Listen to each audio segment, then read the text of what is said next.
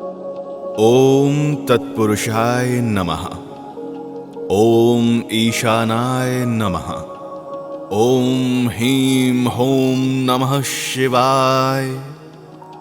आदि अनंत महादेव शिव शंकर शिव शंभू हर हर महादेव। हमारे शास्त्रों में भगवान शिव को संहारक का दर्जा मिला हुआ है। सभी भक्त ये बात जानना चाहते हैं कि शिव की उत्पत्ति यानी उनका जन्म कैसे हुआ। कौन हैं देवों के देव महादेव के माता पिता। शिव जी के जन्म की हम आपको कथा सुनाएं, पर उससे पहले हम आपको बताएंगे शिवलिंग के बारे में, क्योंकि कुछ ऐसे अज्ञानी और दुराचारी लोग भी हैं जो शिवलिंग को लेकर तरह तरह की भद्दी टिप्पणियां कसते हैं। लिंग शब्द का अर्थ वो कुछ और ही निकालते हैं और फिर शिवलिंग को लेकर तमाम अनर्गल बातें करते हैं। तो आपको उनकी बातों का जवाब देना आना चाहिए। चलिए शुरू करते हैं शिवलिंग से, पर उससे पहले आप अपने ही चैनल सुपरहिट धर्मा को जरूर लाइक, शेयर और सब्सक्राइब करें और साथ ही साथ हमारी वीडियोस को आगे भी बढ़ाएं, जिससे हमें अपने धर्म और अपनी संस्कृति को ज्यादा से ज्यादा लोगों तक पहुंचाने में मदद मिले। शिवलिंग अर्थात प्रतीक, निशान या चिन्ह। इसे लिंगा, पार्थिवलिंग, लिंगम या शिवालिंगम भी कहते हैं। यह हिंदू भगवान शिव का प्रतिमा विहीन चिन्ह है। यह प्राकृतिक रूप से स्वयंभू व अधिकतर शिव मंदिरों में स्थापित होता है। शिवलिंग को सामान्यतः गोलाकार मूर्ति तल पर खड़ा किया जाता है, जिसे पीठम या पीठ कहते हैं।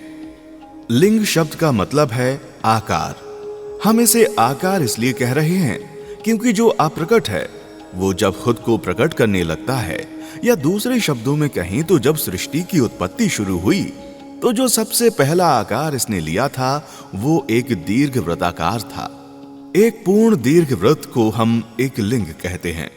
सृष्टि की शुरुआत हमेशा एक दीर्घ वृत्त या एक लिंग के रूप में हुई है और उसके बाद ये कई रूपों में प्रकट हुई। और हम अपने अनुभव से यह जानते हैं कि जब आप ध्यान की गहरी अवस्था में जाते हैं तो पूर्ण विलीन होने वाला बिंदु आने से पहले ऊर्जा एक बार फिर दीर्घवृत्त या एक लिंग का रूप ले लेती है। तो इस तरह से सबसे पहला आकार भी लिंग है और सबसे आखिरी आकार भी लिंग है। उम्मीद करता हूं कि आपको जवाब मिल गया होगा उन अनैतिक लोगों को देने के लिए जो लिंग को कुछ और ही समझकर परिभाषित करना चाहते हैं। उम्मीद है आपको जानकारी अच्छी लगी होगी। अच्छी लगी है तो बाकी लोगों तक इसको जरूर पहुंचाएं। शिव की बात करते हैं। शिव या महादेव सनातन संस्कृति में सबसे महत्वपूर्ण देवताओं में से एक हैं। इन्हें देवों के देव महादेव भी कहते हैं। इन्हें भोलेनाथ, शंकर, महेश, रुद्र, नीलकंठ, गंगाधर आदि कई नामों से जाना जाता है। तंत्र साधना में इन्हें भैरव के नाम से भी जाना जाता है। शिव हिंदू धर्म के प्रमुख देवताओं में से एक हैं। वेदों में इनका नाम रुद्र है। शंकर जी को संहार का देवता कहा जाता है, जो शंकर जी की सौम्य आकृति एवं रौद्र रूप दोनों के लिए विख्यात हैं। अन्य देवों से माना गया है कि सृष्टि की उत्पत्ति, स्थिति एवं संहार के अधिपति शिव ही हैं। शिव का अर्थ यद्यपि कल्याणकारी माना गया है, लेकिन वे हमेशा लय एवं प्रलय दोनों को अपने अधीन किए हुए हैं। रावण, शनि, कश्यप ऋषि आदि इनके भक्त हुए हैं। शिव सभी को समान दृष्टि से देखते हैं, इसीलिए उन्हें महादेव कहा जाता है। अब बात करते हैं कि शिव का जन्म आखिर कैसे हुआ। दोस्तों, शिव पुराण के अनुसार भगवान शिव को स्वयंभू माना गया है, यानी इनकी उत्पत्ति स्वयं हुई है, इनका जन्म नहीं हुआ है। भोलेनाथ जन्म और मृत्यु से परे हैं। लेकिन विष्णु पुराण में भगवान शिव के जन्म से जुड़ी हुई एक कथा लिखी हुई है। उसके अनुसार शिव भगवान विष्णु के माथे के तेज से उत्पन्न हुए बताए गए हैं। विष्णु पुराण के अनुसार माथे के तेज से उत्पन्न होने के कारण ही शिव हमेशा योग मुद्रा में रहते हैं। विष्णु पुराण में वर्णित शिव की जन्म की कहानी भगवान शिव का एकमात्र बाल रूप का वर्णन करती है। इसके अनुसार ब्रह्मा को एक बच्चे की जरूरत थी। उसके लिए उन्होंने तपस्या की। तब अचानक उनकी गोद में रोते हुए शिवजी बालक के रूप में प्रकट हुए। ब्रह्मा ने बच्चे से रोने का कारण पूछा तो उन्होंने बड़ी ही मासूमियत से कहा कि मेरा कोई नाम नहीं है, इसलिए मैं रो रहा हूं। तब ब्रह्मा ने शिव का नाम रुद्र रखा, जिसका अर्थ होता है रोने वाला। पर फिर भी शिव चुप नहीं हुए, तो ब्रह्मा ने उन्हें दूसरा नाम दिया, पर वो भी बालक शिव को पसंद नहीं आया और वो रोते रहे।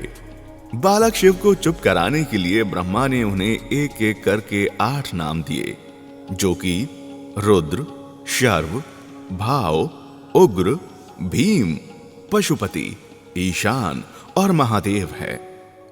शिव पुराण के अनुसार यह नाम पृथ्वी पर लिखे गए थे। शिव के इस प्रकार ब्रह्म रूप में जन्म लेने के पीछे भी विष्णु पुराण की एक पौराणिक कथा है। इसके अनुसार जब धरती, आकाश, पाताल समेत पूरा ब्रह्मांड जलमग्न था, तब ब्रह्मा, विष्णु और महेश, उनके सिवा कोई भी देव या प्राणी नहीं था। तब केवल विष्णु ही जल स्तर पर अपने शेषनाग पर लेटे नजर आ रहे थे और तब उनकी नाभि से कमल नाल पर ब्रह्मा जी प्रकट हुए। ब्रह्मा विष्णु जब सृष्टि के संबंध में बात कर रहे थे, तब शिव जी प्रकट हुए। ब्रह्मा ने उन्हें पहचानने से इनकार कर दिया। तब शिव जी के रूठ जाने के डर से विष्णु जी ने अपनी दिव्य दृष्टि से ब्रह्मा जी को शिव की याद दिलाई। ब्रह्मा जी को अपनी गलती का एहसास हुआ और शिव से क्षमा मांगते हुए उन्होंने शिव से अपने पुत्र रूप में जन्म लेने का वरदान मांगा। शिव शंकर ने ब्रह्मा की प्रार्थना स्वीकार की और उन्हें वरदान दिया।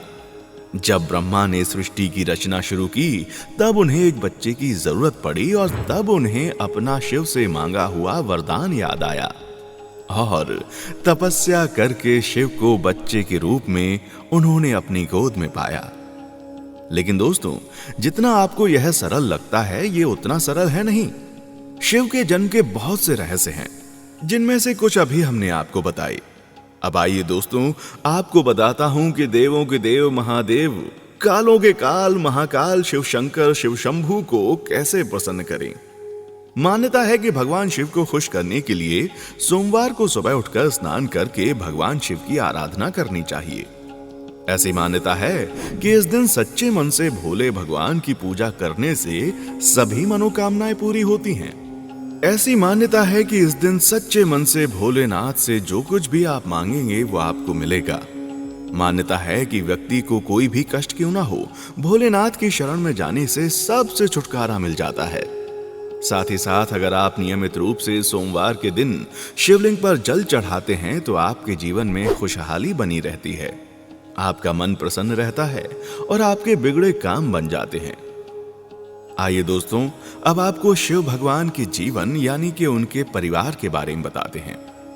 शिव की पहली पत्नी थी सती। उन्होंने ही दूसरे जन्म में पार्वती देवी के रूप में जन्म लिया, जो शिव की पत्नी है। इसके अलावा उमा, उर्मी, काली, गंगा भी उनकी पत्नियां थीं। वैसे शिव भगवान एक पत्नी व्रता थे और अन्य देवियों से उनका कोई विधिवत विवाह नहीं हुआ था। ऐसी भी मान्यता है कि ये सब रूप देवी पार्वती के ही हैं। शिव जी की कुल 9 संतान हैं, 8 पुत्र हैं और 1 पुत्री। उनके पुत्र गणेश, कार्तिकेय, सुकेश, जलधर, अयप्पा, भूमा, अंधक, खुजा मतलब मंगलदेव, इन सभी के जन्म की कथा बहुत ही रोचक है, जो मैं आपको अपनी किसी और वीडियो में बताऊंगा। और जहां तक बात है शिव जी की पुत्री की, तो उसका नाम है अशोक सुंदरी। अशोक सुंदरी को लेकर भी एक मान्यता है। कहा जाता है कि देवी पार्वती ने एक पुत्री पाने के लिए कल्प वृक्ष से पुत्री की कामना की, जिससे उन्हें एक सुंदर सी पुत्री का जन्म हुआ और इसीलिए उसका नाम अशोक सुंदरी रखा गया। उम्मीद है दोस्तों आपको हमारा आज का एपिसोड काफी पसंद आया होगा। इसमें हमने भगवान शिव से जुड़ी हुई काफी कथाएं जो प्रचलित हैं, उनमें से कुछ कथाओं को आपके सामने पेश किया। साथ ही साथ सबसे महत्वपूर्ण था शिवलिंग को लेकर जो बकवास बातें की जाती हैं, उनका जवाब देना, उसे भी हमने आपको बताया। उम्मीद है अब आपको पूरा ज्ञान मिल चुका होगा कि शिवलिंग को शिवलिंग क्यों कहते हैं। ऐसी ही सनातन और बाकी धर्मों से जुड़ी हुई तमाम जानकारियों के लिए आपके अपने चैनल सुपरहिट धर्मा को लाइक, शेयर और सब्सक्राइब जरूर करें। जिससे हम अपने धर्म और अपनी संस्कृति से जुड़ी सभी बातें औरों तक भी पहुंचा सकें। जय महाकाल। देखने के लिए शुक्रिया।